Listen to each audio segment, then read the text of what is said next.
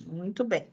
Então, vamos conversar hoje um pouco, né, sobre o aleitamento materno, e esse papel da atenção primária à saúde, né? Qual é o papel?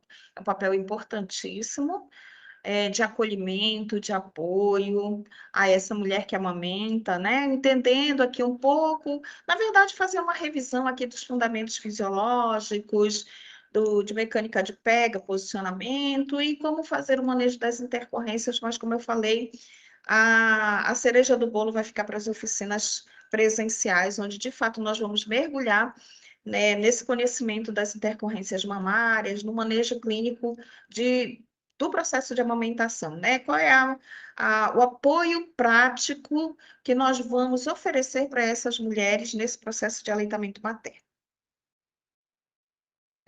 Só para a gente relembrar aqui, muito rapidamente, né, a estrutura da lactação. Então, para que a gente consiga que a amamentação aconteça, a gente precisa aqui da união de uma mama que produza leite e eu preciso de uma criança que faça o processo de sucção. Então, eu tenho que ter esses dois componentes dessa estrutura, né? E aqui nós temos a mama com todos os seus componentes, né? Mamilo e areola. O mamilo é muito importante que nós façamos. Aqui eu já vou fazer um link lá com os cuidados, né? Durante o pré-natal, é importante que a gente já faça uma avaliação desse mamilo. Há necessidade de estimular esse mamilo quando a gente encontra o mamilo plano, o mamilo invertido. Há necessidade de fazer qualquer atuação ali já para fazer o estímulo de uma protusão mamilar? Não. O Ministério da Saúde não recomenda que a gente faça nenhum tipo de estímulo durante o pré-natal de mamilo para haver protusão. Esse trabalho de favorecer a protusão mamilar, ele vai ser feito no puerpério. Quando ela iniciar o processo de amamentação, na maioria das vezes, mas existem algumas técnicas quando isso não é suficiente, mas na maioria das vezes, o próprio processo de sucção, o próprio bebê, na hora que vai fazer o processo de sucção, ele consegue ajudar nesse processo de protusão mamilar, o que vai facilitar o processo de amamentação. Mas é muito importante, enquanto profissional, que a gente não coloque isso como um mito para essa mulher, no caso dessa gestante, de que aquele mamilo plano, o mamilo invertido, vai ser um fator impeditivo, um fator mecânico que vai impedir o aleitamento materno.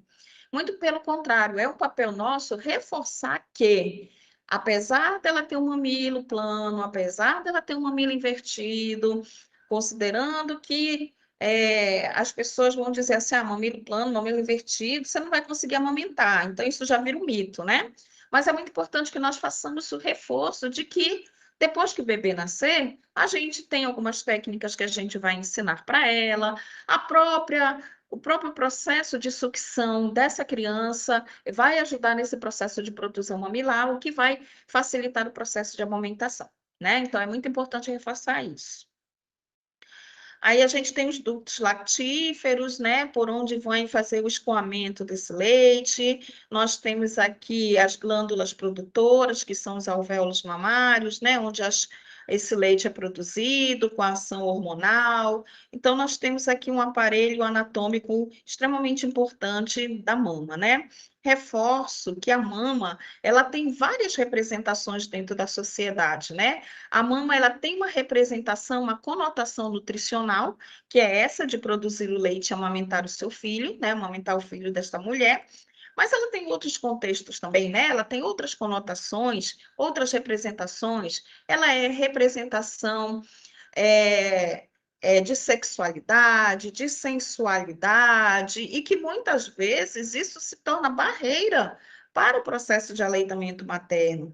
Então, quantas vezes a gente vai poder conversar isso melhor no presencial, né? Mas algumas vezes vocês já ouviram, né, relatos de mulheres que não amamentam em público, de mulheres que têm vergonha de amamentar em público, né? Que se não colocar ali uma toalha, uma fralda da criança para amamentar, ela não amamenta, né? Então, mais uma vez, é importante que os espaços E aí a gente não vai obrigar nenhuma mulher a se expor, obviamente, isso daí é uma construção social dela. Então, muito importante que os espaços tenham locais que facilitem esse processo de amamentação também, né? Então, por exemplo, o shopping aqui de Porto Velho, ele tem uma sala chamada eu acho que é sala Espaço da Família, se eu não me engano, né? O nome.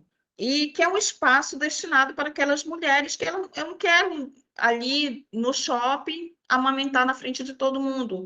Ok, mas tem um espaço reservado para isso que você pode se sentir mais segura, mais à vontade para amamentar o seu filho, né? Trocar a fralda. Lá tem espaço também para esquentar a papinha do bebê para aqueles que já estão em alimentação complementar. Então, olha, mais uma vez, eu reforçando a importância da sociedade também estar apoiando essa mulher nesse processo de amamentação, né?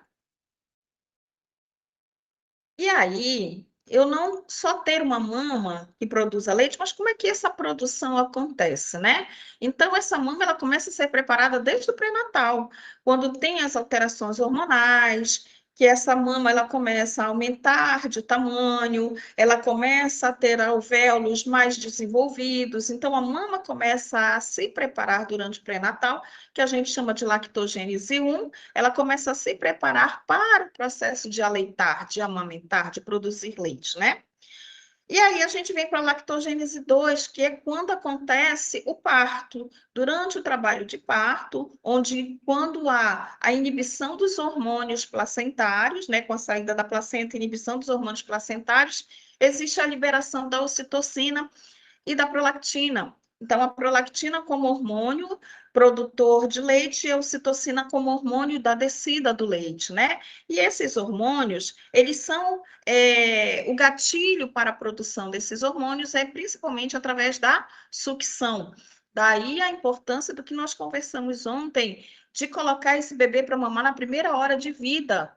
Esse bebê nasceu, coloca no contato pele a pele, aí nós já estamos falando lá do contexto da maternidade, coloca essa criança no contato pele a pele para estimular o cheiro dessa criança, o contato pele a pele já é um fator que vai ajudar na liberação da ocitocina também.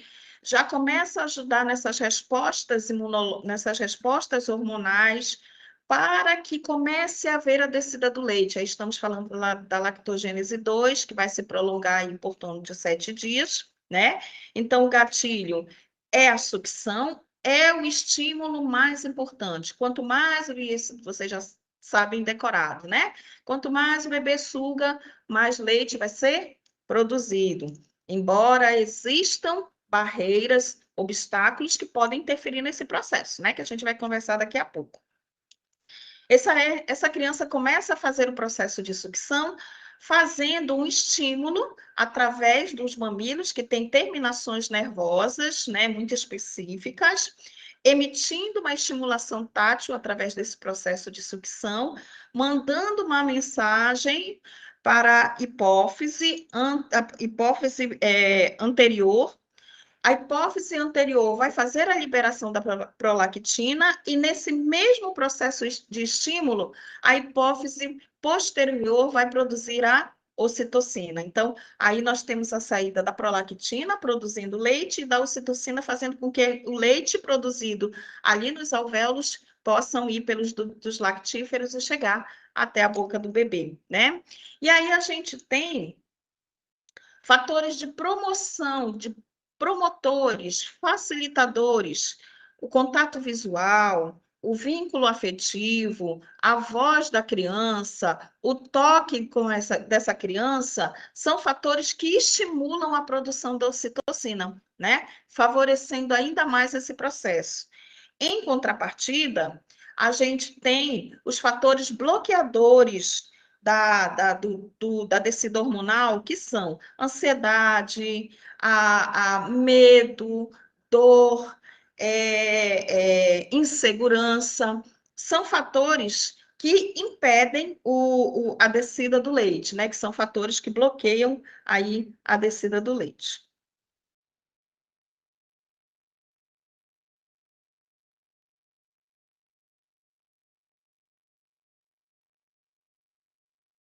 Então, e aí, quando essa mãe encontra-se ali na lactogênese 2, né, quando ela começa o processo que essa criança começa a fazer o processo de sucção, a gente tem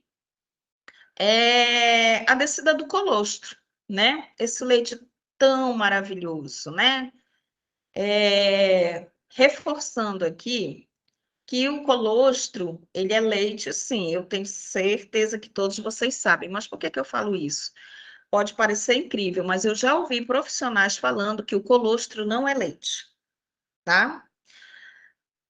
E aí, veja bem, quando a gente tem uma fala como essa, imagina o quanto a gente reforça nessa mãe que aquele leite que está saindo, aquele leite inicial que está saindo, ele não é capaz de sustentar o filho dela.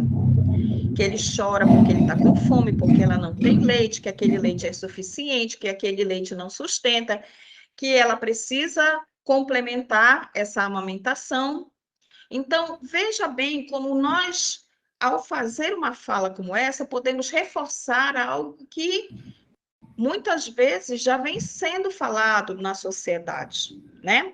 Então, é muito importante que nós saibamos qual é a importância do colostro, né? Por que que o colostro é o primeiro leite? Por que que ele vem numa quantidade menor quando comparado com leite maduro? Então, é muito importante que nós estejamos muito reforçados nessas teorias, reforçados nessa teoria, né? Então, na fase 1, como eu falei, lactogênese 1 é a preparação da mama, né? A mama com aumento dos alvéolos, a mama fica aumentada de tamanho, de volume, enfim, né? Aí uma hipertrofia mamária.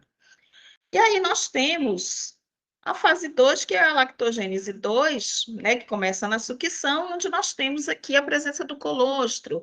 Didaticamente, ele dura em torno de 7 dias, né? É claro que há uma variação, mas aí a gente está falando de uma forma muito didática aqui, tá?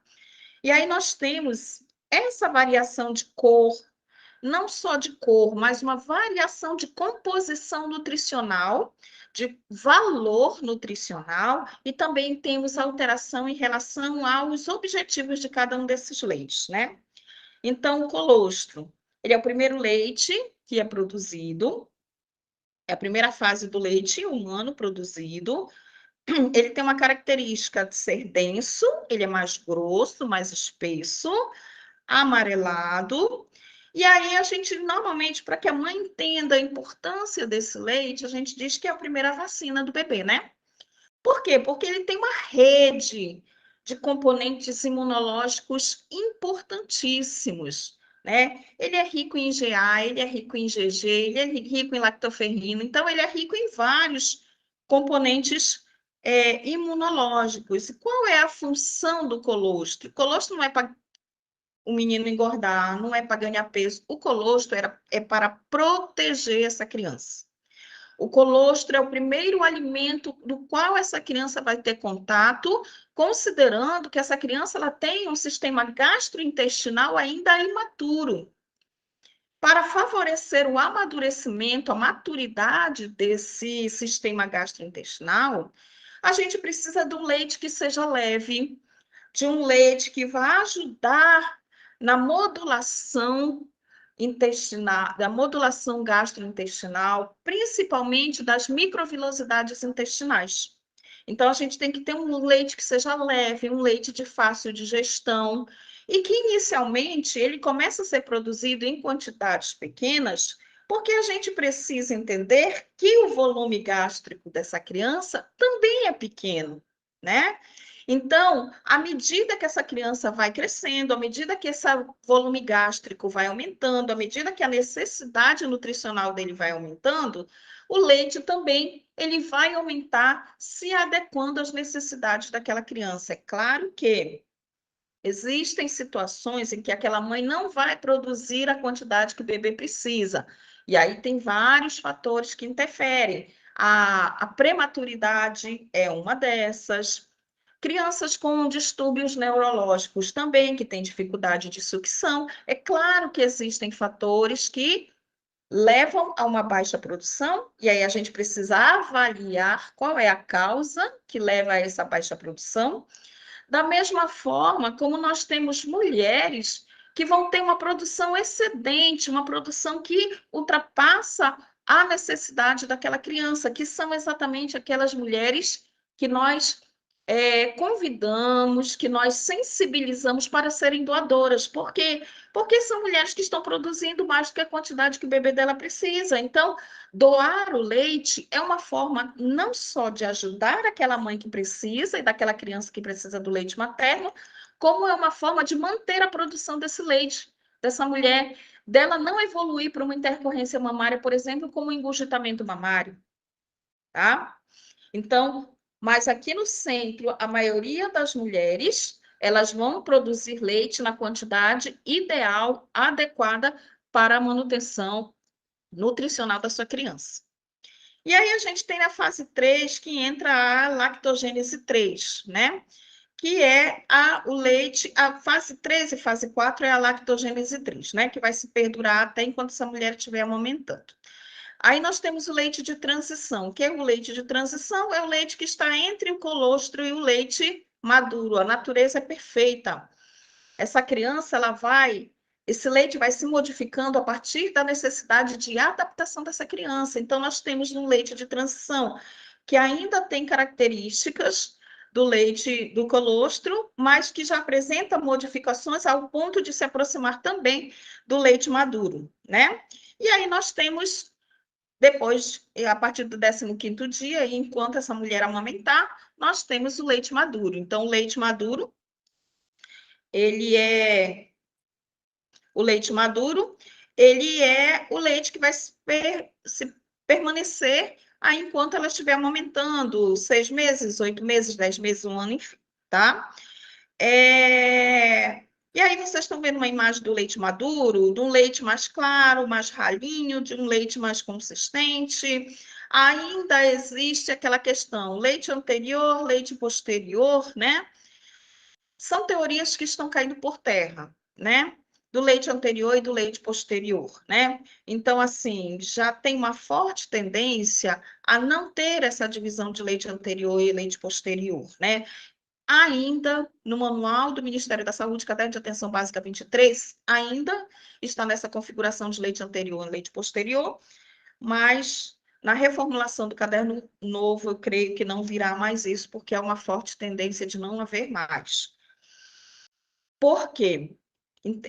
Nós entendemos que quando essa mama ela está cheia, mas eu não estou falando de engurgitamento, eu estou falando de uma mama cheia, né? Esse leite, quando essa mama enche, ela tende a ficar cada vez mais viscoso e mais pesado. Então, quando essa criança começa a sugar, o leite que vai vir é o leite que está na frente, é o leite mais leve, é o leite mais ralo, mais fino, né? Ou aquele leite que tem mais água, ele tende a ser drenado primeiro, para que o leite, em seguida, ele seja o leite mais viscoso, né? E aí a gente ficava naquelas orientações. Ah, mas a mãe tem o bebê tem que mamar o leite anterior, mas tem que chegar no leite posterior, porque se ele não chegar no leite posterior, que é o leite da gordura, ele não vai ganhar peso. E isso ainda coloca uma pressão muito grande em cima dessa mãe, de que ela tem que esvaziar essa mama, porque senão, se não chegar no leite posterior, esse bebê não vai ganhar peso, né? Então, hoje nós utilizamos técnicas, por exemplo, de antes de fazer a oferta dessa mama, que essa mãe massageie esse leite para fazer uma fluidificação desse leite, uma mistura desse leite que está ali na mama, para que esse leite ele fique o mais homogêneo possível e essa criança receba na mamada o leite anteriormente chamado de anterior e posterior, ou seja, o leite que tem a água, mas também tem os componentes hidrossolúveis e lipossolúveis, né, que receba a gordura do leite, tá? Então, a gente também vai conversar um pouquinho mais sobre isso na oficina presencial. E aí, fazendo aqui uma comparação, né, entre o colostro e o leite maduro, né? Então, o colostro, ele tem uma aparência visual aí amarelado, espesso, ele tem alto teor de beta-caroteno, né? Ele é rico em GA e GG, né? Por isso ele tem essa cor amarelada, pela riqueza do beta-caroteno, né? Já o leite maduro, ele é mais branco, mais opaco e mais fluido, tá? Ele já não é tão espesso quando comparado ao colostro. O objetivo do colostro é a primeira vacina, ele tem esse foco imunológico de proteção, de revestimento do sistema gastrointestinal, de proteção do sistema respiratório também. Isso justifica por que é tão importante amamentar nos primeiros dias para prevenir infecções respiratórias e gastrointestinais, as diarreias, né, as doenças infecto-respiratórias, por conta dessa condição do colostro que faz toda essa proteção, né? Então eu sempre brinco que o colostro ele como que impermeabilizasse ali a mucosa gástrica, intestinal e a mucosa respiratória, evitando com que haja proliferação bacteriana e as infecções desses dois, principalmente desses dois sistemas envolvidos, né? Já o leite maduro, ele tem o papel mesmo de uma sustentação calórica, além, é claro, ele tem o fator de proteção, obviamente, né? Não tão enfatizado quanto o colostro, e de ganho de peso e desenvolvimento cerebral, tá? Então, ele vai manter aí o desenvolvimento neurológico, formação do contexto neurosináptico, então ele é muito importante para esse desenvolvimento e crescimento do nosso recém-nascido, da nossa criança, né? Caloria, olha só como o colostro ele não é tão calórico quanto comparado com o leite maduro, né? 48 quilocalorias por cada 100 ml. Já o leite maduro, ele já tem uma caloria maior, porque ele tem esse objetivo, né? Ele é calórico, 62 quilocalorias. Mas, gente, 62 quilocalorias é a média, tá?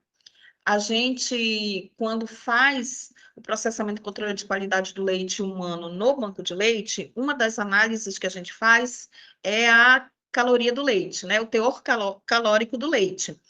E eu digo para vocês tranquilamente que tem mulheres com. Eu já tive leites no banco de leite de chegar a 90 quilocalorias, 110 quilocalorias, leite muito, muito calóricos, né? E aí, esses leites, eles vão para a UTI neonatal? Eles vão, mas aí eles vão para uma criança um pouco mais específica, aquela criança que está dentro da UTI neonatal, que precisa ganhar peso. Por exemplo, uma criança cardiopata que precisa ganhar peso para poder fazer uma cirurgia cardíaca.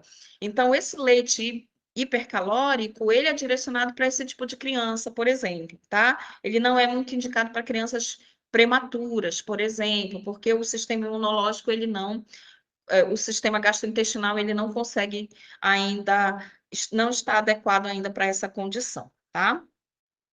E aí nós temos aqui, em termos de proteínas, né, alto, já o leite maduro é moderada, o colostro ele tem uma baixa quantidade de gordura, em compensação o leite maduro alta, por isso que ele é uma fonte proteica, uma fonte de energia, e lactose moderada para o colostro e alta para o leite maduro, tá? Só para a gente entender aqui da capacidade gástrica, e aí entender a capacidade gástrica das nossas crianças, é importante para a gente desmistificar esse leite insuficiente, o leite que não sustenta, né? A gente ouve com muita frequência nos primeiros dias, ele chora com fome o dia todo, ele mama, mama, mama, daqui a meia hora ele já quer mamar de novo, daqui a uma hora ele quer mamar de novo. É compreensível, porque é muito cansativo para essas mulheres. No começo, ele quer mamar com maior frequência, sim, porque o estômago dele é muito pequeno. A capacidade gástrica dessa criança é muito pequena. O leite, o colostro, ele é de fácil digestão, né?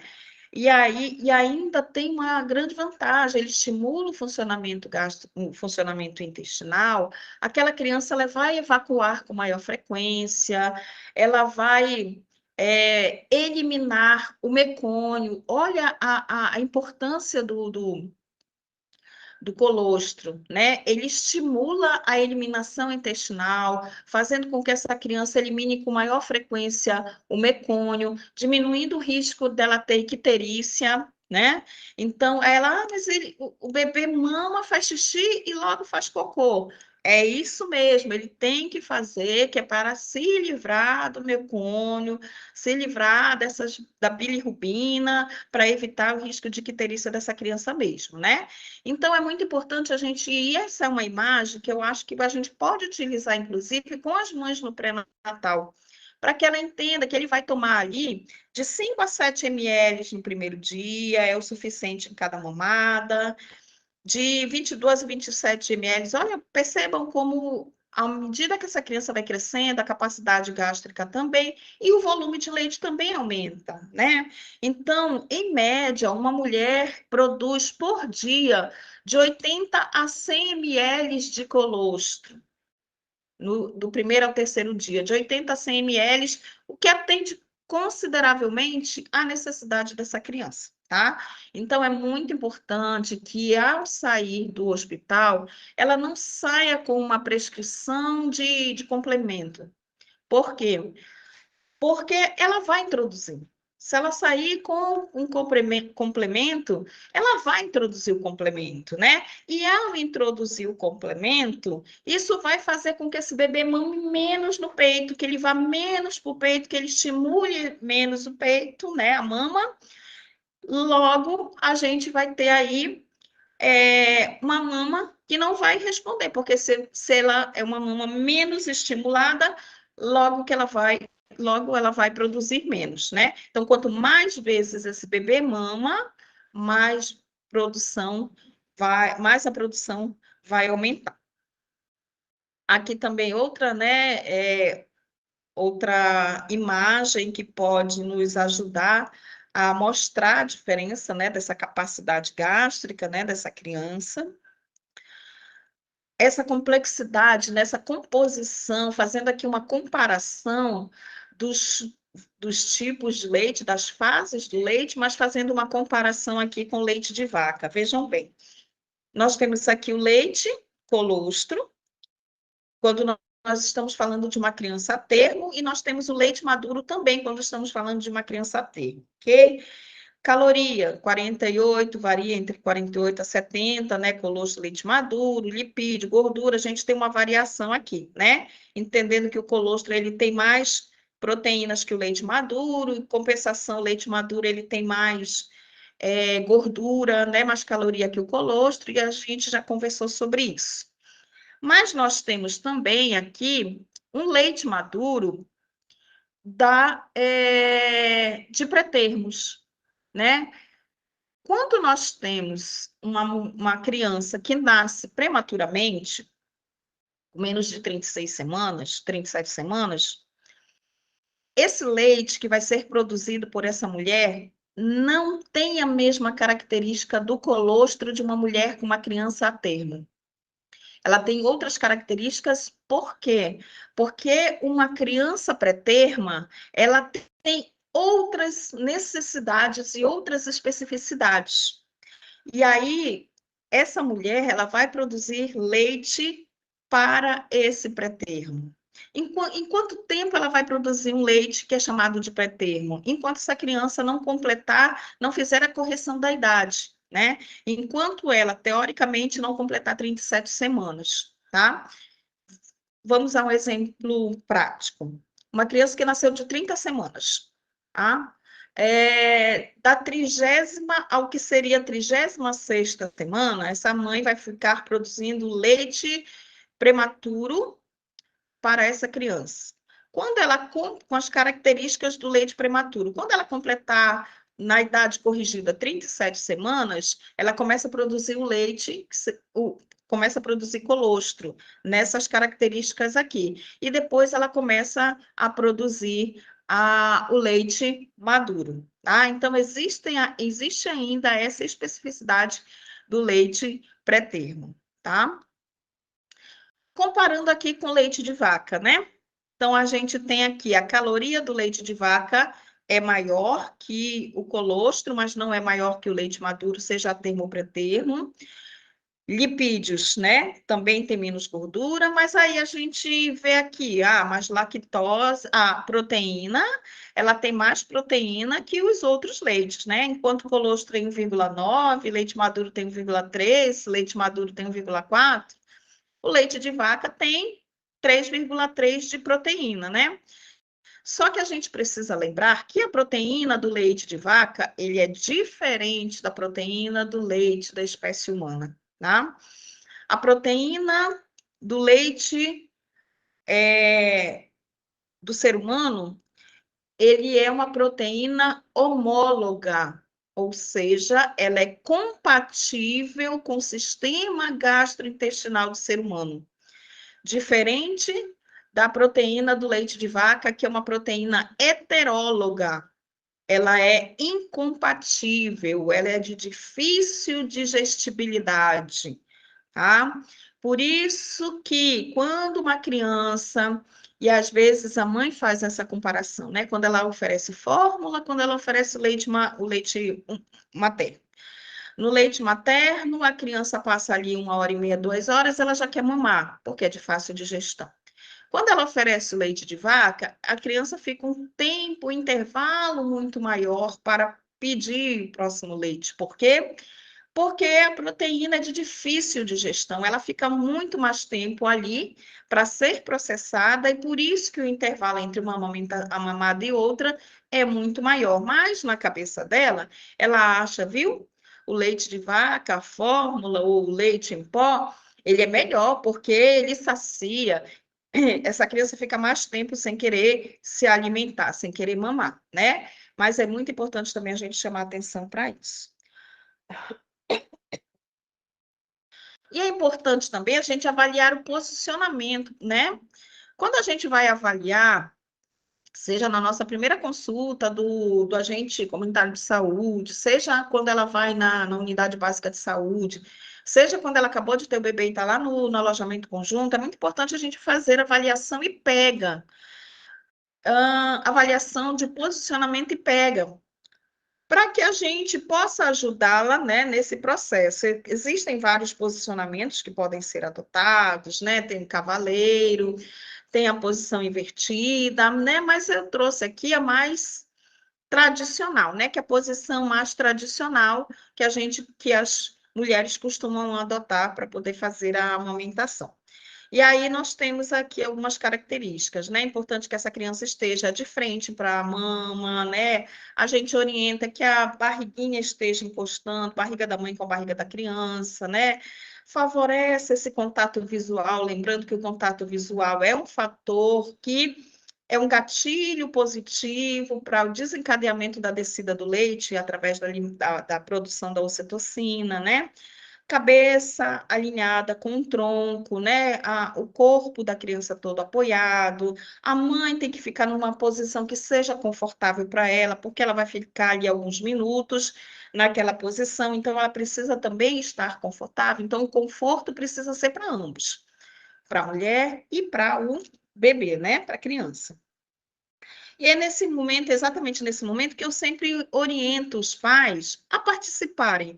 O pai, o companheiro, né, que esteja ali, mas pode ser alguém da família, pode ser alguém que seja um apoio direto para ela, com certeza.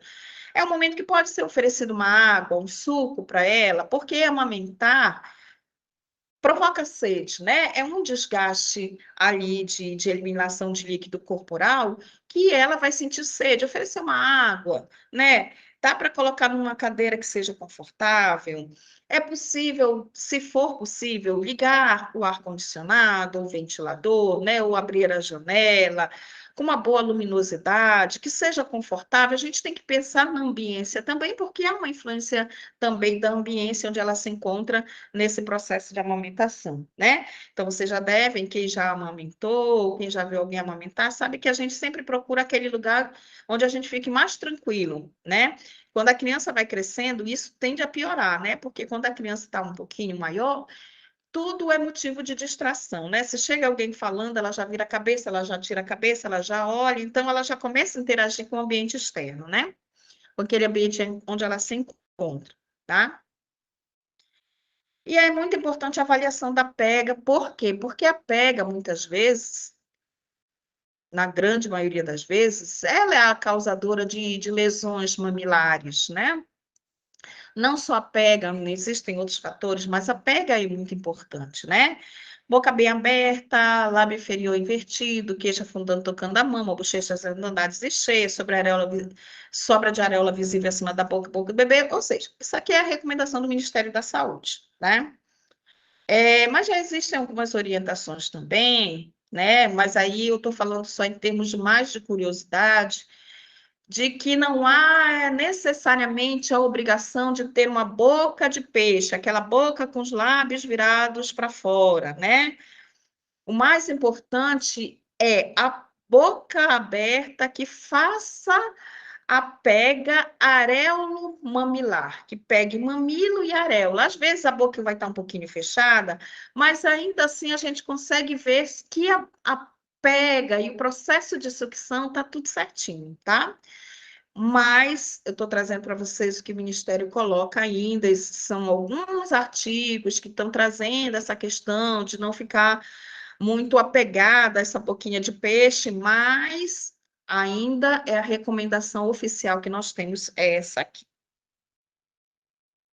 E é importante também orientar as mães e também fazer a observação de sinais de alerta nessa dinâmica da mamada, né, do processo de sucção, né? Então, a mecânica da deglutição. Toma pequenos goles de forma muito rápida e superficial, não atinge os ductos mais profundos. O mais importante, como eu falei, boquinha bem aberta, pegando mamilo e areola. Precisa pegar esse complexo areolo mamilar, tá? Mas às vezes você tem aquele bebê que fica ali e ainda faz sons. Vocês já devem ter ouvido isso quando faz.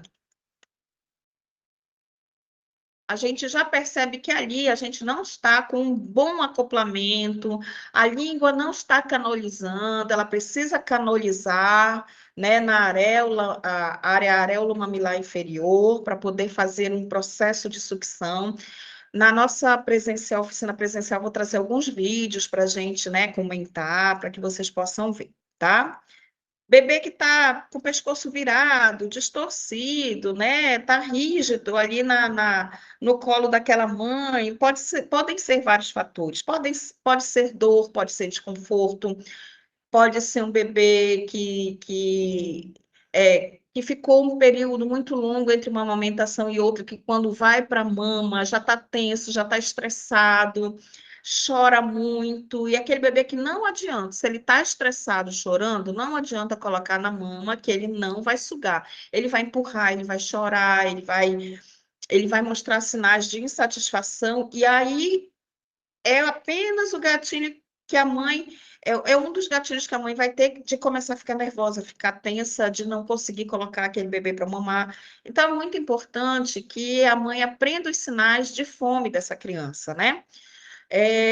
Lembrando que a amamentação ela é em livre demanda, o bebê vai mamar no momento que ele quiser, na hora que ele quiser, né?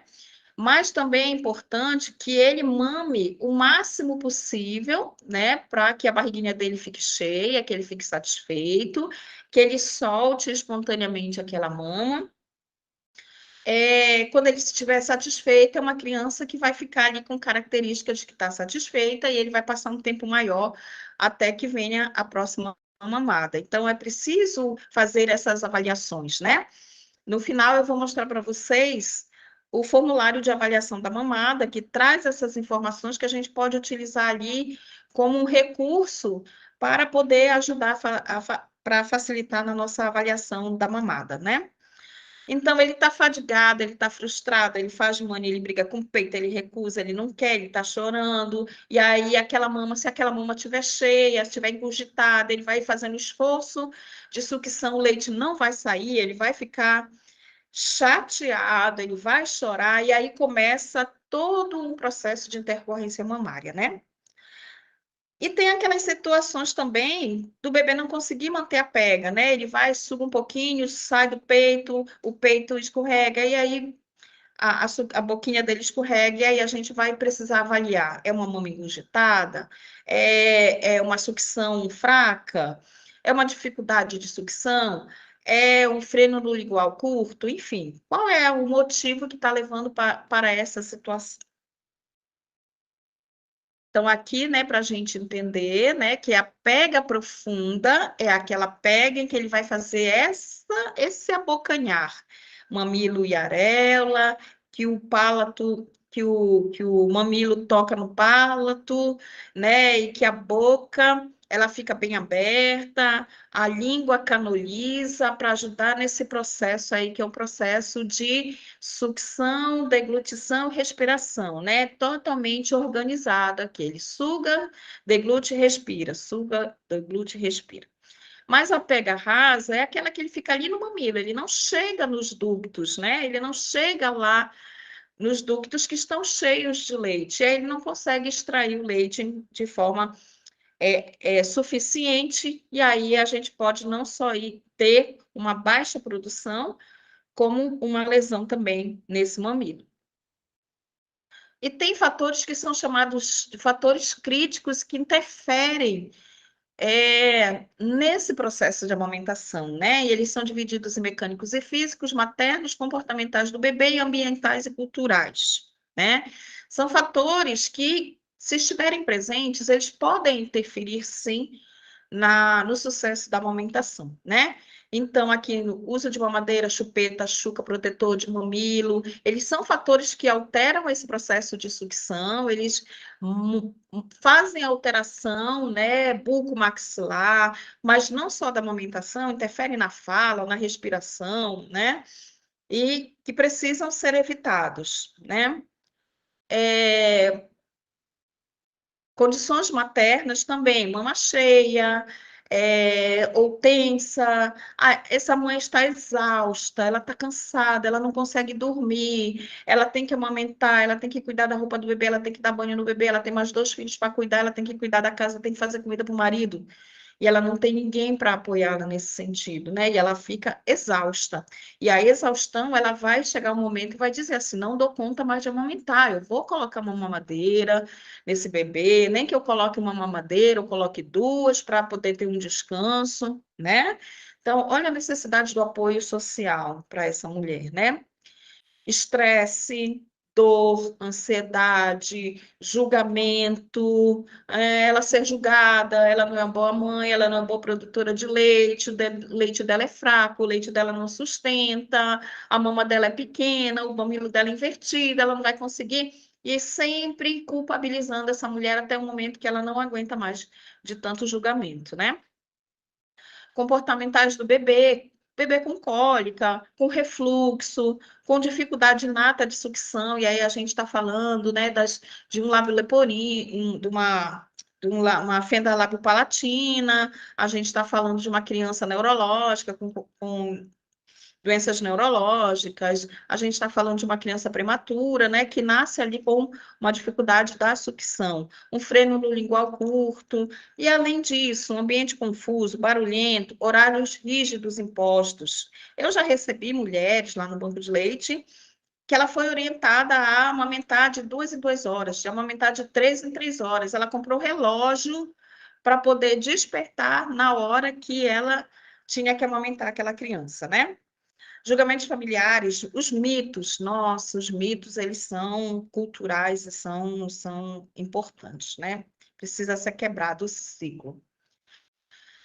Quando esses fatores todos interferentes aí, eles estão presentes, a gente pode ter isso que a gente chama de falhas mecânicas que levam a um quadro, que pode ir desde uma mama engurgitada, que é uma intercorrência das mais comuns e a de mais fácil resolução, até um abscesso mamário, que são complicações que demandam, muitas vezes, um cuidado da média e alta complexidade. Vou trazer imagens aqui para vocês, que vocês vão entender exatamente o que eu estou falando, né?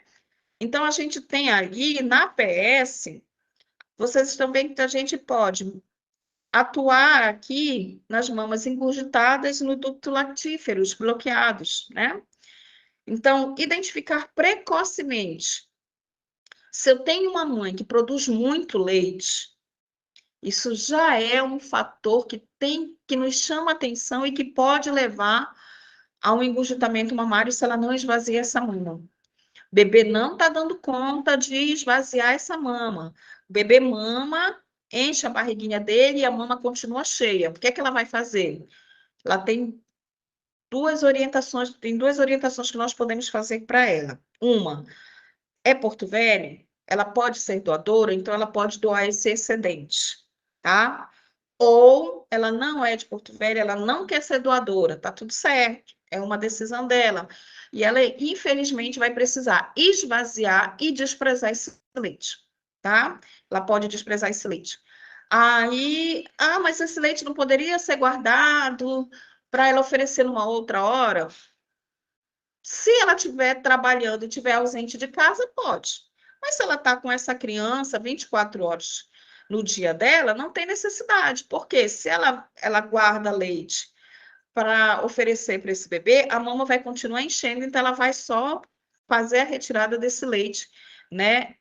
Algumas também fazem dessa forma. Elas retiram o leite e oferecem à noite, por exemplo, né? À noite, para não ter que amamentar, oferece à noite. Mas aí a gente tem um grande problema, né?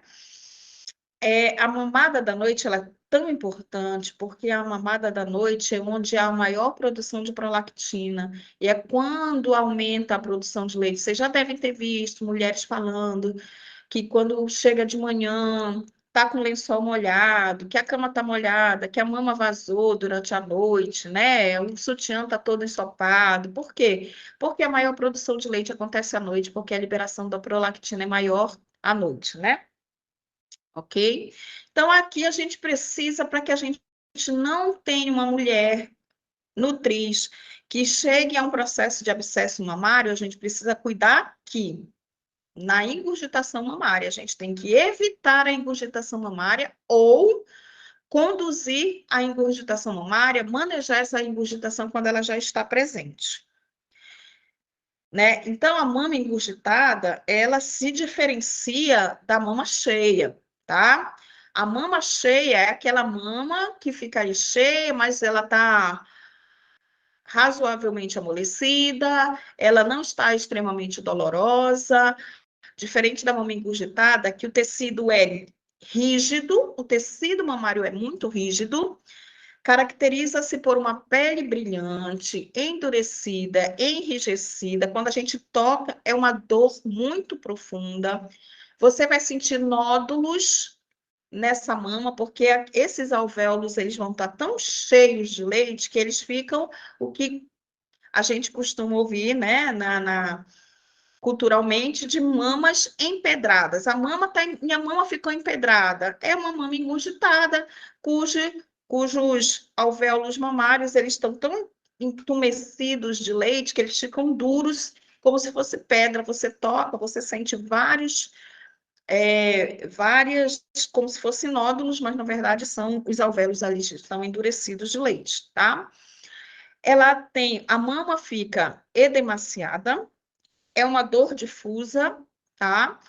E ela tende a ficar tensa, porque quando ela lembra que vai colocar aquele bebê para mamar, ela fica com os ombros tensos. E geralmente ela apresenta uma febrícula, não é febre alta, né? Isso já é uma característica da mastite, mas ela tem ali aquela dor no corpo como se fosse um estado gripal, tá? Então isso já caracteriza uma mama engurgitada.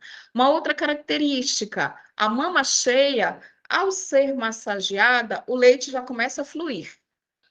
Já na mama engurgitada, quando você faz a massagem, o leite demora a sair, a drenar, porque esse leite ficou viscoso e ele ficou aderido na parede dos alvéolos. E aí os alvéolos, ele é revestido por células mioepiteliais, células musculares, que são elas que contraem para ajudar na ejeção do leite para os ductos lactíferos, né? São células musculares. Isso é muito característico quando a mãe diz assim, ai, meu peito está cheio, chega a estar tá formigando, tá pinicando, tá dando umas fisgadas. Exatamente essas fisgadas são as células mioepiteliais se contraindo para expulsar o leite de dentro dos alvéolos para os ductos lactíferos para serem exteriorizados, né? O leite ser exteriorizado, tá? E aí, esse leite está tão essa mama está tão congesta, esse leite ele está viscoso, que as células mioepiteliais que revestem esses alvéolos, eles nem têm força para poder ajudar a expulsar esse leite. Por isso que esse leite vai ficando cada vez mais retido. Já quando a gente não consegue, aliás, quando a gente tem a gente não consegue esvaziar essa mama, que esse leite está muito viscoso e que ele pode obstruir algum ducto lactífero, esse ducto ele não permite a saída do leite daquele grupo de alvéolos que se encontra ligado a ele. O que vai acontecer?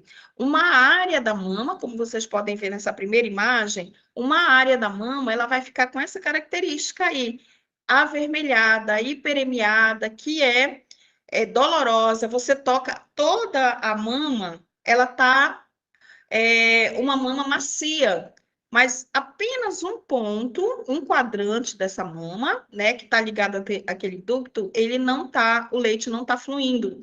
Por quê? Porque esse ducto está bloqueado. E aí, nessa segunda imagem, vocês podem observar que, geralmente, quando você analisa esse mamilo, você vai encontrar um ponto branco que a gente chama de bleb, tá? Esse ponto branco é o que está impedindo. Ali na saída desse ducto é o que está ajudando, impedindo, está mostrando que aquele ducto está bloqueado e que aquele leite ele não vai drenar. Então, isso aqui não é uma mastite. Alguns livros falam de mastite regionalizada ou localizada, tá? Mas ele é mais característico da ducto lactífero bloqueado. E aí, quando a gente tem essa mama tensa, endurecida, engurgitada, esse mamilo fica apagado, porque a mama faz isso aqui, ela fica cheia, endurecida, aí o mamilo tende a retrair, ele se apaga. E aí esse bebê é colocado para, se a gente não fizer o manejo desse engurgitamento, colocar esse bebê para mamar, o que vai acontecer? O bebê não vai conseguir fazer o abocanhamento de mamilo e areola. Ele não consegue fazer esse complexo areolo-mamilar, essa pega areolo-mamilar. E aí a boquinha dele escorrega para mamilo. E aí essa sucção constante no mamilo vai fazer com que ela desenvolva. O mamilo é sensível, então vai fazer com que haja uma lesão mamilar, como vocês podem ver aí. Na primeira imagem, uma lesão mamilar. Na segunda, uma lesão mamilar que já tem tecido ulcerado. Essa segunda imagem é uma imagem de uma nutriz que foi atendida no banco de leite, tá? Então, vocês podem ver aí que já formou um granuloma, né? Para além de uma lesão mamilar, é um granuloma, tá? Foi muito difícil o tratamento, tivemos que fazer uso de coberturas especiais para poder ajudar na recuperação desse tecido, e o pior de tudo é que era bilateral. O pior de tudo era bilateral. Então, a dificuldade foi muito grande. Nesse caso, a gente teve que fazer uso de coberturas especiais para ajudar no processo de cicatrização. Tivemos que dar um descanso para esses mamilos, então ela retirava o leite e era oferecido no copinho. Por quê? Porque ela não suportava a dor do processo de sucção. E aí a gente realmente não poderia colocá-la nessa situação. E aí tem uma diferença, um diagnóstico diferencial aqui para que fique bem claro, né, na hora que a gente vai fazer essa avaliação dessa nutriz, né?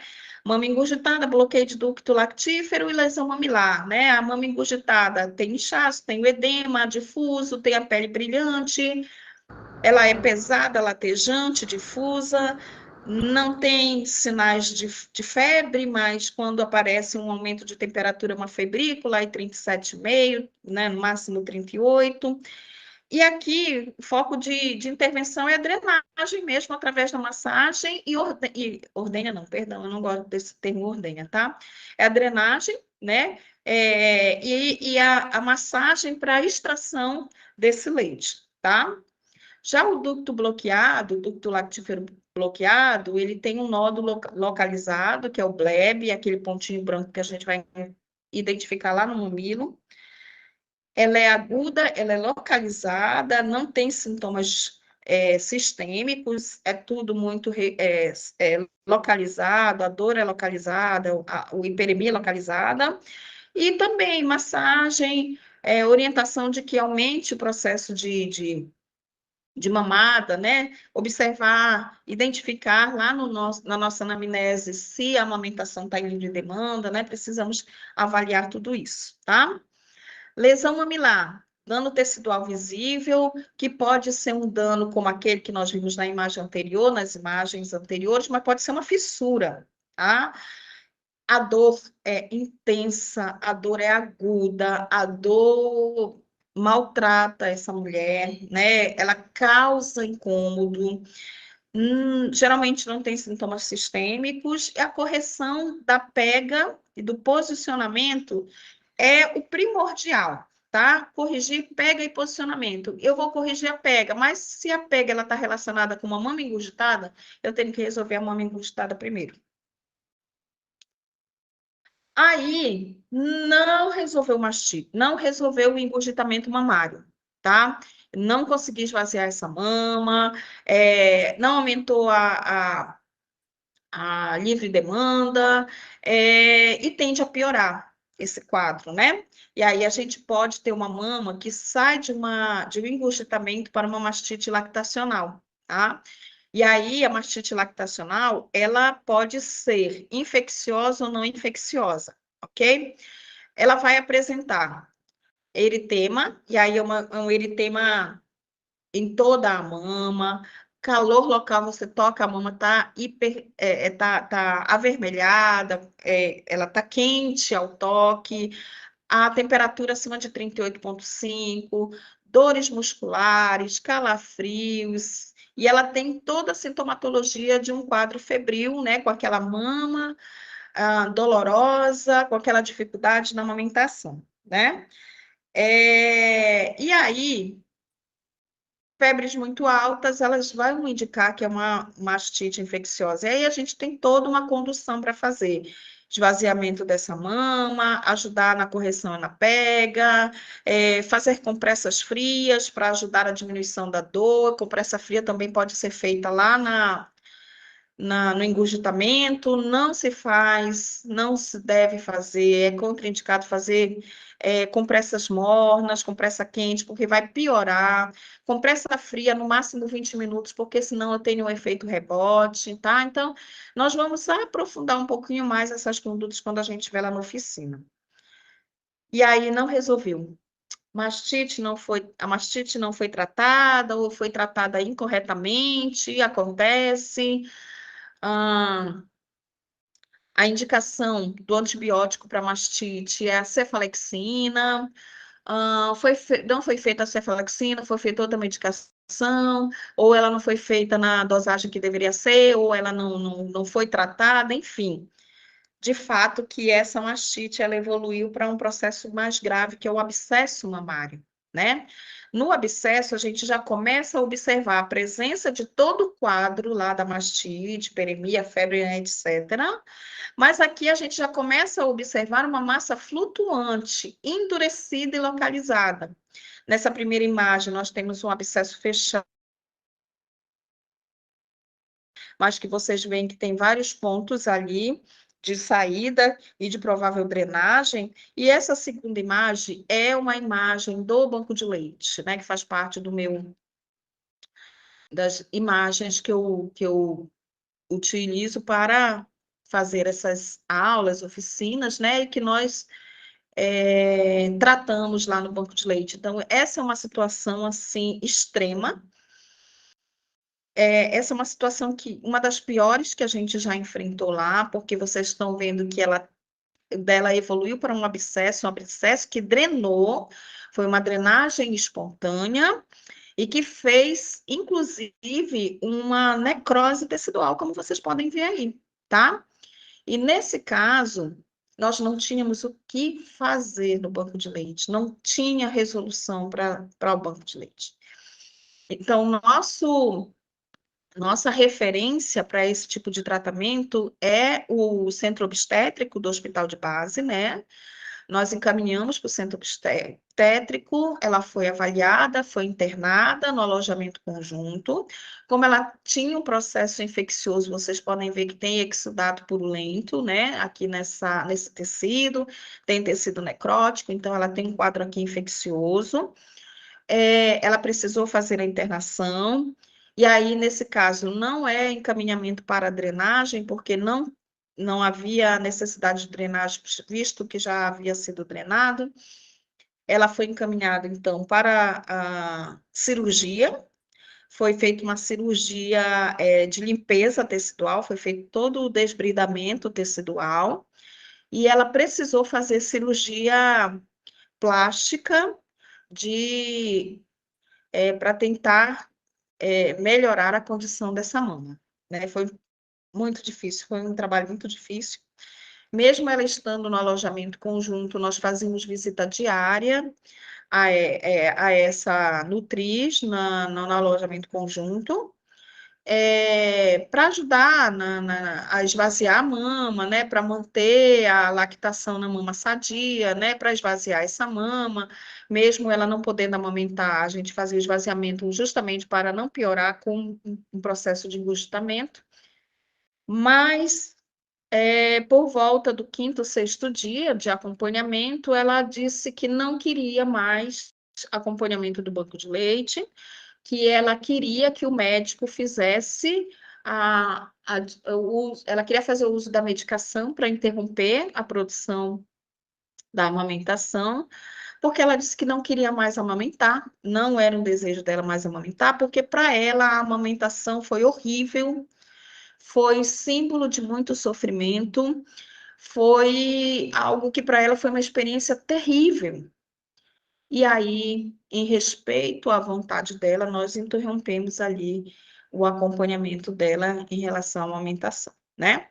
Mas para que vocês entendam que algo que poderia ter sido identificado precocemente e tratado lá quando era um engurgitamento mamário, não foi tratado, a mastite não foi tratada e ela evoluiu para um quadro onde, inevitavelmente, evoluiu também para um desmame precoce, porque a criança tinha 2 meses.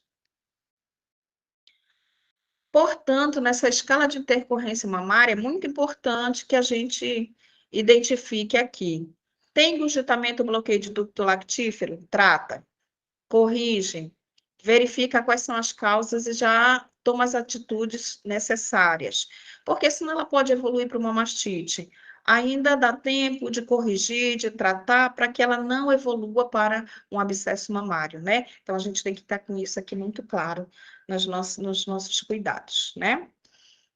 Uma outra causa que é muito comum também é a candidíase mamária, né? Quando essa criança faz uso de chupeta mamadeira, quando essa criança tem a candidíase oral, né, e que há essa contaminação da mama, e a mãe vai apresentar essas características, né? A mama, ela fica esbranquiçada, mamilo esbranquiçado, úmido, pode ter pontos esbranquiçados, mas a característica mais importante da candidíase é que ela vai sentir uma dor enagulhada, profunda e persistente. Diferente da dor da dor da fissura mamilar ou da lesão mamilar. A dor da lesão mamilar, ela é aguda também, mas ela é tipo uma queimação e ela para depois que o bebê é retirado da mama. A candidíase não. O bebê não está mais sugando e ela continua com aquela dor intensa ali em forma de agulhada, tá? A gente também precisa avaliar quando nós temos uma criança com freio lingual, né, curto, porque é um fator também que interfere no processo de sucção. A gente precisa ter muita atenção às bombas de extração, principalmente a bomba manual. As bombas elétricas, dependendo da qualidade, elas são muito boas, ajudam muito, elas não lesionam, mas essa bomba eu trago aqui para vocês muito especificamente porque ela está relacionada a lesões mamilares, a bloqueio de dutos lactíferos, né? Então, a gente precisa orientar que essas bombas, elas não são nem um pouco adequadas para esvaziamento da mama, né? Outra, outro produto que é muito utilizado e que precisa de algum cuidado também é a concha de amamentação, essas conchas que de silicone, que acabam fazendo, aumenta a possibilidade de fazer uma lesão ali, exatamente nessa área aqui entre mamilo e areola, né, que pode causar lesões. Ah, mas que tipo de dispositivo ela pode utilizar quando ela tem fissura? Ele é muito utilizado na fissura mamilar, né, para proteger ali e não entrar em contato com o sutiã. Já existem umas almofadas que elas são, dá para fazer a higienização e elas são colocadas ali, elas são macias e elas impedem esse contato da mama com o mamilo, do mamilo com o sutiã e aumentando a dor. Então, já existem algumas almofadas, vou levar para vocês também na prática, tá? A mãe não tem condições de comprar a almofadinha lá. O que é que ela pode fazer? Ela pode pegar uma fralda. Ela pega uma fralda, ela enrola e faz uma almofada ali com um buraquinho no meio e coloca ali, que também vai proteger essa mama, o mamilo, contra o contato com o sutiã, tá?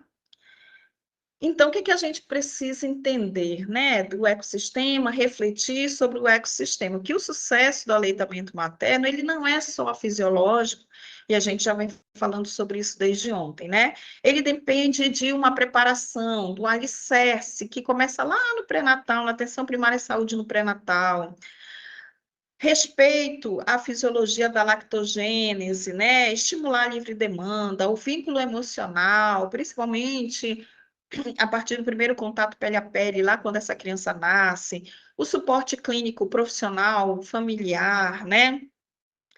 O ambiente, pressão, julgamento, ele piora ainda mais as dúvidas e ansiedades que aquela mulher está vivenciando nesse processo de se tornar mãe, de se tornar nutriz, né? A garantia do posicionamento confortável para ambos, a garantia de que a sucção ela está sendo efetiva e favorável, né? E aí, trazendo para a linha de cuidado e o papel da atenção primária à saúde, que começa lá no pré-natal, né? Com a construção desse modelo mental da lactação. Investigar, essa mulher, ela já amamentou? O que ela pensa sobre a amamentação? O que ela espera da amamentação? Ela tem experiências anteriores? Como foram essas experiências? Foram experiências exitosas? Foram experiências não tão agradáveis, né? Então, a gente precisa fazer esse levantamento de entender qual é a percepção, o entendimento, as expectativas daquela mulher em relação à amamentação, né? É muito importante também que a gente faça um mapeamento do território no sentido de entender quais são os instrumentos que essa mulher dispõe no seu território para pedir ajuda. Aqui ela pode pedir ajuda na igreja? Pode ser. Na unidade básica de saúde? Principalmente, né? Quais são os mecanismos que a gente pode recorrer, que ela pode recorrer para pedir ajuda, né? A estratégia Momento e Alimenta Brasil, que é a formação e a qualificação desses profissionais que trabalham na PS para ajudar no sucesso do aleitamento materno, os primeiros dias de vida, né? Quando essa criança nasce, que ela recebe a primeira visita domiciliar, quando ela é convidada a ir para a unidade de saúde, quando esse ACS identifica que ela está em dificuldade, que ela precisa de apoio, que ela precisa do enfermeiro, que ela precisa do médico, né? Se a unidade é uma EMUD, se ela tem nutricionista, eu preciso dessa equipe aqui ajudando essa mulher nesses primeiros dias, né? Avaliando como é que está a pega, como é que está o posicionamento. E aí é muito importante quando a gente diz, e aí, como é que está a amamentação e tal? Não, tá tudo certo, tá tudo bem. E aí, tá tudo bem, então tá bom. Tchau, beijinho, tô indo embora. Não façam isso. Eu já tive a experiência de várias vezes de mulheres que chegaram lá no banco de leite e a gente pergunta, como é que está a amamentação? Ah, tá tudo bem. Posso avaliar a sua mama? Posso ver como é que o bebê está amamentando para eu reforçar algumas orientações? Quando a gente vai ver, ela está com fissura, o bebê não está sugando adequadamente. Aquela mulher nutriz, ela está com um engurgitamento, porque no entendimento dela, amamentar o mamilo fissura é normal para ela, é normal sentir dor, aquele peito duro é normal. Então, é muito importante a gente avaliar esse momento, como está ali essa relação da amamentação desse binômio. E avaliar a relação, como ela se constrói a relação familiar também, né? Grupo de puérpera, gente, é maravilhoso quando você tem outras mulheres que têm outras experiências que colocam numa roda de conversa, onde a gente que trabalha a educação popular em saúde, que a gente trabalha o aleitamento materno com essas mulheres. É muito importante, porque é um aconselhamento contínuo, né? E aí aconselhar, o nosso papel não é dizer o que essa mulher vai fazer, nós temos que aconselhar, para isso nós utilizamos mecanismos de comunicação, que a gente pode falar também lá na prática, que eu acho extremamente importante, né? Receber essa mulher na atenção primária à saúde, identificar precocemente uma intercorrência mamária, um engurgitamento, uma fissura, tratar ali, não consigo tratar, estou com dificuldade, já não mais consigo fazer na PS, encaminha. Porto Velho, encaminhamento é para banco de leite, né? Apoio estrutural e orientação à mulher que amamenta, ela vai retornar ao trabalho. Quais são as orientações que a gente vai disponibilizar para ela? Ela vai continuar amamentando? O bebê tem menos de 6 meses? Ela vai continuar, ela quer continuar amamentando? Então, vou fazer todas as orientações do que ela vai fazer, como ela vai fazer para coletar esse leite, né? Dos direitos que ela tem enquanto nutriz com uma criança com menos de 180 dias, né? Hum, mas se essa criança já vai começar a alimentação complementar, então é o momento da gente começar a fazer a orientação da alimentação complementar oportuna, né, para essa criança. E aí eu trago para vocês alguns desafios, né, só para contextualizar e já partir para a finalização da nossa aula, né? Então, essa aqui foi uma criança que nós recebemos no banco de leite. Essa criança, vocês podem ver que ela tem uma característica assim, emagrecida, é uma criança que estava com 4 meses, ela estava com baixo peso. Nós identificamos que ela não estava fazendo uma amamentação adequada, a mãe tinha uma baixa produção de leite, né?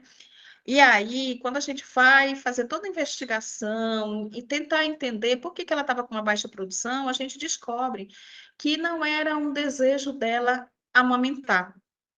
Ela não queria amamentar, e ela amamentava como um fator obrigatório. E aí, nesse caso, a gente precisou conversar com ela, colocar todas as situações, chamamos um psicólogo, né, que fez toda uma conversa com ela, fez o acolhimento e tal. E aí, ainda assim, nós colocamos, é um desejo seu amamentar? E aí ela colocou, eu vou tentar. E aí, o acompanhamento dela era diário. Ela ia todos os dias ao banco de leite, e a gente começou a ver que a produção dela começou a aumentar. Na primeira vez que ela foi no banco de leite, ela amamentava a criança e não olhava para a criança. Ela não olhava para a filha dela, de jeito nenhum. Ela não fazia esse contato visual. E aí, com uma semana, a gente já começou a ver essas modificações. A gente já está vendo aqui, que vocês podem ver que ela já começa a fazer aqui um contato visual. Não sei se vocês conseguem perceber que é uma criança que já está mais bochechudinha, já está mais gordinha, já começa a ter uma mudança aí, de ganho de peso. Essa imagem aqui, para mim, é muito significativa, né? Quando você tem um contato, você vê que ela, de fato, começa a querer amamentar, que a amamentação para ela passa a ser prazerosa, que a amamentação para ela, embora houvessem muitos desafios, ainda assim, para ela se tornou algo prazeroso. E aí, 2 anos depois, quando nós fizemos um evento do Banco de Leite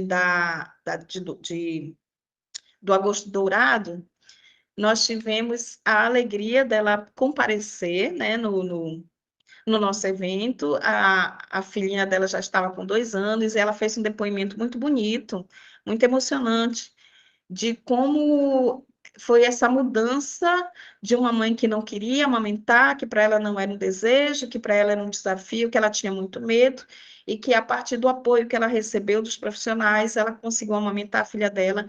A criança tinha 2 anos e ainda amamentava. Então, ela amamentou até o 6º mês de forma exclusiva, e aí ela era um bebê que de 2 anos que ainda amamentava. Então, foi assim muito emocionante. Foi um dos desafios, mas também foi uma das vitórias. E aqui, para finalizar, com imagens, nós temos esses gemelares, que vocês podem ver aí que são gemelares que nasceram prematuros, nasceram de baixo peso, que foi acompanhado pelo banco de leite.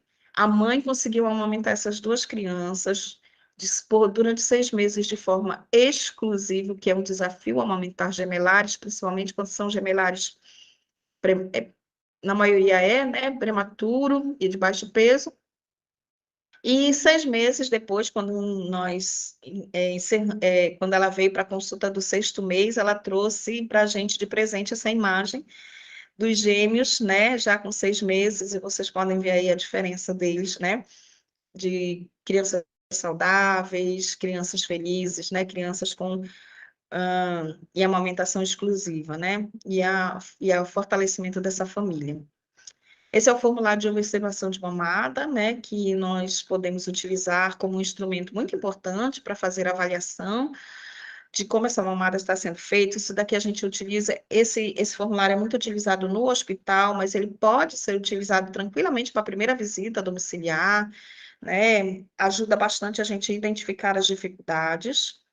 E eu encerro agradecendo e falando que o papel vital da atenção básica, ela está na intervenção precoce e o diagnóstico preciso da atenção primária à saúde, não apenas tratando.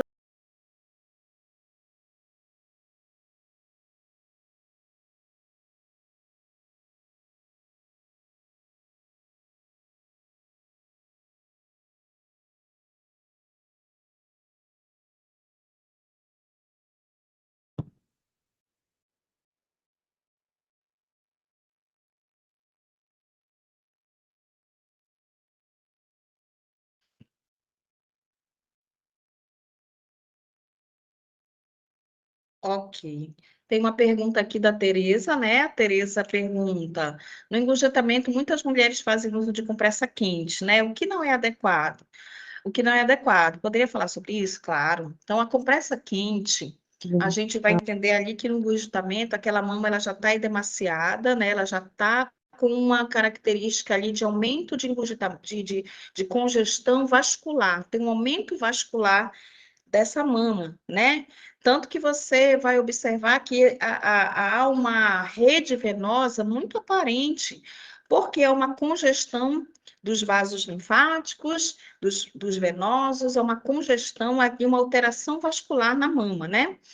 E aí, quando você faz compressa quente, o que que vai acontecer? Isso vai aumentar exponencialmente, vai aumentar o edema, vai aumentar a dor que essa mulher pode estar sentindo, né? Além do que, eu tive a experiência de uma mulher que ela estava com mastite, não era nem engurgitamento, era uma mastite, e a mastite, nós vamos lembrar que a mama já fica quente, né? E aí, o que que ela fez? Ela colocou uma compressa quente, e aí não era nem morna, era quente, gente. Por quê? Porque ela perdeu a sensibilidade da temperatura e colocou a compressa quente, né? Achando que estava tendo algum benefício. Quando ela chegou no banco de leite, eu lembro como se fosse hoje, ela chegou no banco de leite num domingo, às 14 horas. Eu estava no banco de leite, coincidentemente, porque eu estava saindo do banco de leite para ir para uma oficina da Estratégia Mamãe e Alimenta, que eu não lembro em qual município era. Mas eu fui para o banco de leite porque nós saímos de lá para ir para essa oficina, num dos municípios.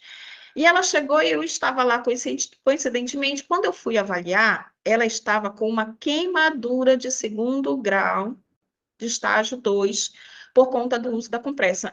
Não pude fazer nada, a gente não conseguiu manejar a mama, porque ela gritava. Você imagina uma queimadura de 2º grau numa mama, que é extremamente sensível, né? E aí eu não tive o que fazer.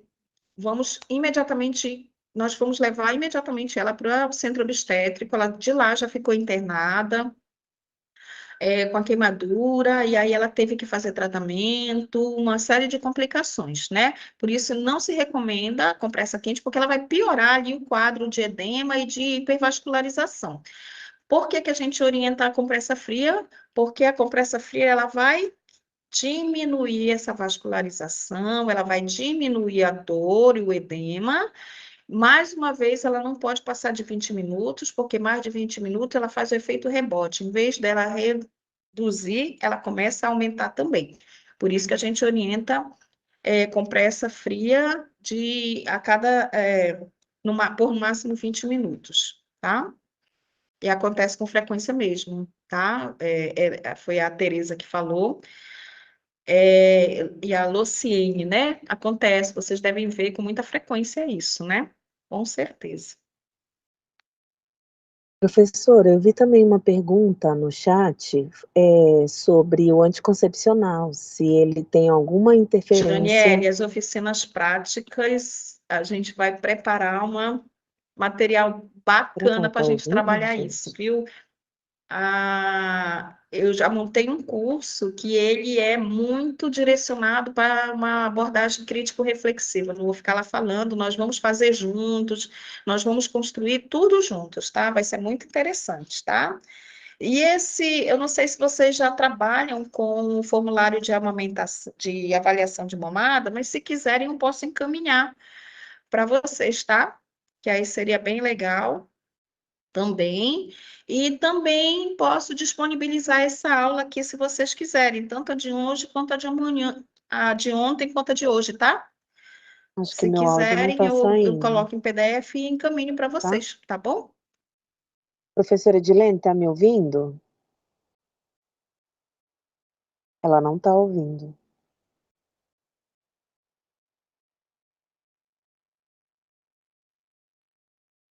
Será que ainda está com eco?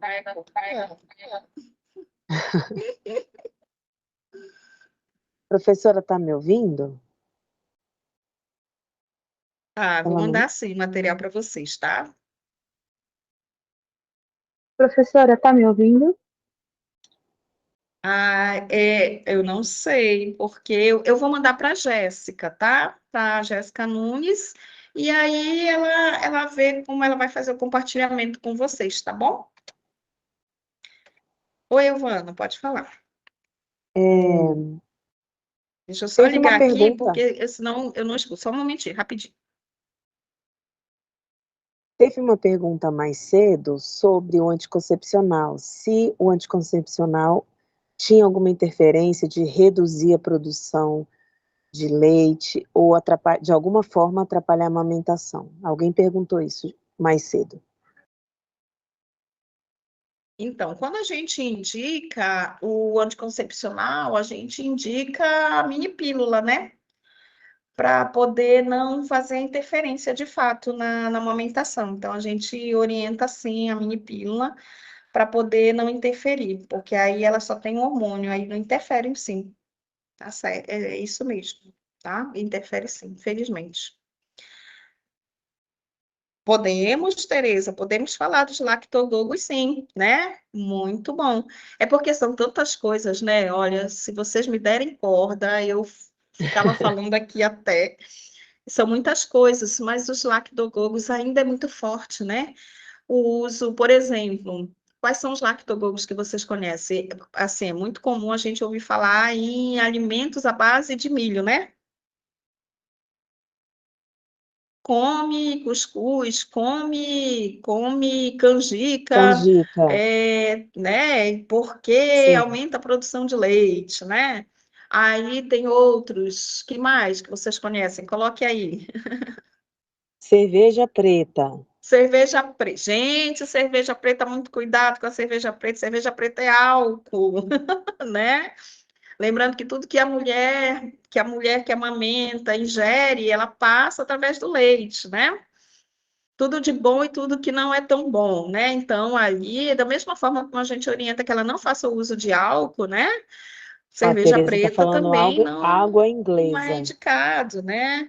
Já ouviram falar na água inglesa? A Tereza falou aqui no chat, água inglesa. Funcho. Eu Funcho é já o ouvi quê? falar da água de cana, do caldo de Não cana. conheço funcho.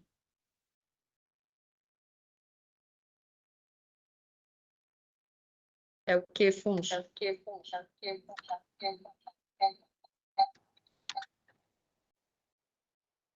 É uma erva? Bonitas.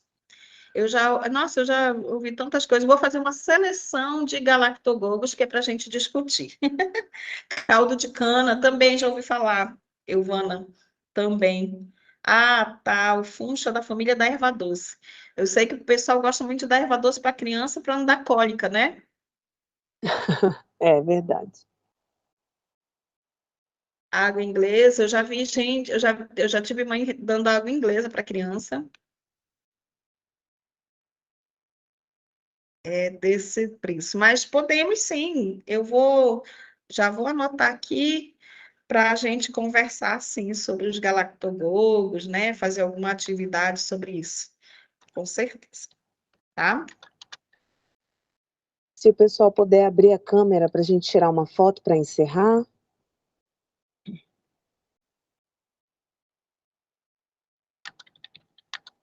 Eu não te ouvi, porque eu estava desligado no som. Era comigo? Eu estou pedindo para ver se o pessoal não pode abrir as câmeras para a gente tirar uma foto aqui, para a gente poder encerrar uma foto Beleza. bem legal. Tá ótimo. Eu vou tirar duas, uma no Teams e uma no Meet, porque tem umas pessoas que estão no Meet aqui.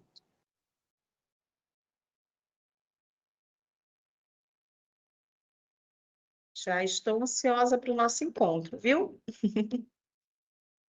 Meninas, me ajudem aqui rapidinho. Como é Vamos que eu tirar a deixo foto agora? Vamos tirar a foto agora, para Vamos. abrir a câmera agora? Isso. As meninas vão tirar aqui, tá? Sorriam.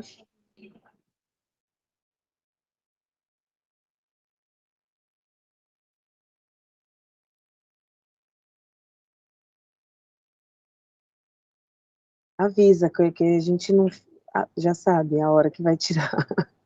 Avisa aí. Como é que tira a fixação do meu? Não sei.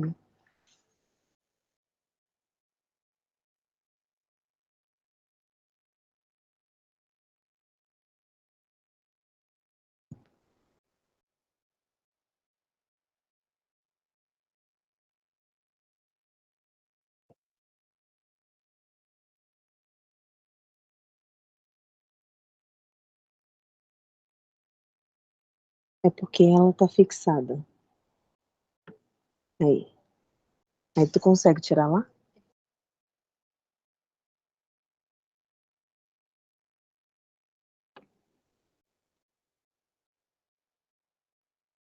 Isso, essa exibição que eu queria colocar e não tava vendo.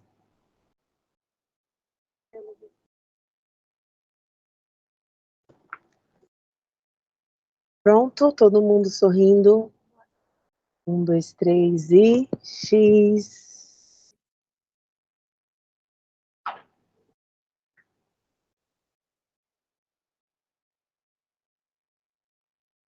Sorria.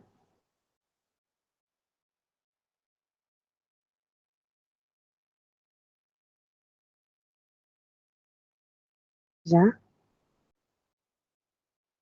Agradecemos a participação de todas, de todos e todas. E até a próxima etapa do nosso projeto. Tá bom? Bom fim de semana. Fiquem com Deus. Boa tarde.